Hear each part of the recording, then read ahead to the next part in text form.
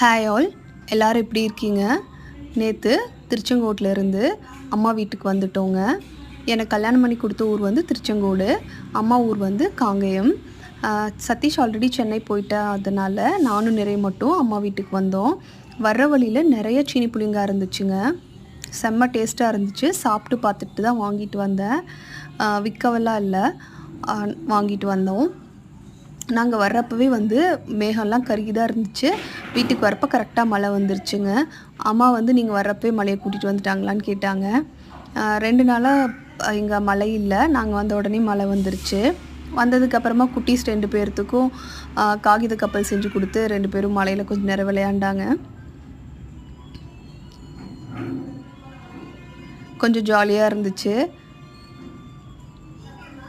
அப்புறமா ஒரு 1/2 அளவுக்கு மேலே மழை இருக்குன்னு நினைக்கிறேன். ஆனால் பயங்கர காற்றா இருந்துச்சு. கொஞ்சம் மழை பெஞ்சதுமே எவ்வளோ ஃப்ரெஷ் ஃப்ளவர்ஸ் பாருங்களேன். மகிழம்பூ மணக்குது. குட்டி குட்டியான நிறையா ஃப்ளவர்ஸ் வந்து ரோட்டோரமாக பூத்துருந்துச்சு. ரொம்ப அழகாக இருந்துச்சு.